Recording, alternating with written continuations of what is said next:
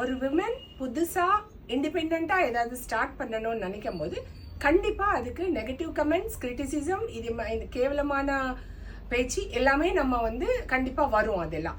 So அதெல்லாம் வந்து நம்ம காதில் வாங்காமல் நம்மளோட கோல் என்னவோ அதை மட்டும் பார்த்துட்டு நம்ம ட்ராவல் பண்ணோம்னா நம்ம வந்து கண்டிப்பாக ஒரு நாள் சக்சீட் ஆகிடுவோம். என்னோட லைஃப்பில் கூட நான் ஃபர்ஸ்ட் டீச்சிங் ப்ரொஃபஷன் விட்டுட்டு இந்த ஸ்டோர் பிஸ்னஸ் ஸ்டார்ட் பண்ணியிருக்கேன்.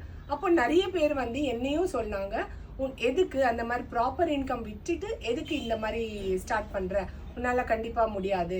எனக்கு வந்து 2 கேர்ள்ஸ் நல்ல பெரிய ஸ்கூல் படிச்சுட்டு இருந்தாங்க. அப்போ girls 9th standard and 11th standard அந்த மாதிரி படிச்சுட்டு இருந்தாங்க.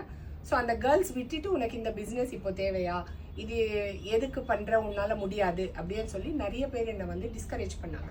பட் ஸ்டில் என்னோட பேஷன் வந்து இந்த மாதிரி க்ளோதிங் பிஸ்னஸ். ஸோ அது நான் ஃபோக்கஸ் விடாமே நான் தனியாக என்னோட இன்னொரு பர்சன் மட்டும்தான் அப்போது எனக்கு ஹெல்ப்புக்கு இருந்தாங்க.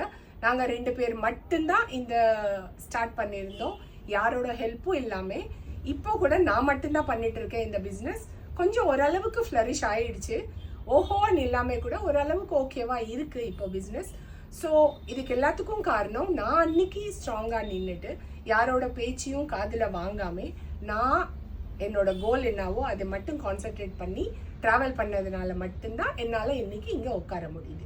என்னோட ஆசை என்னன்னா நிறைய விமன், நிறைய யங் கேர்ள்ஸ் எல்லாருமே வந்து அவங்களோட பேஷன் என்னவோ அதுக்காக ஒர்க் பண்ணுங்க.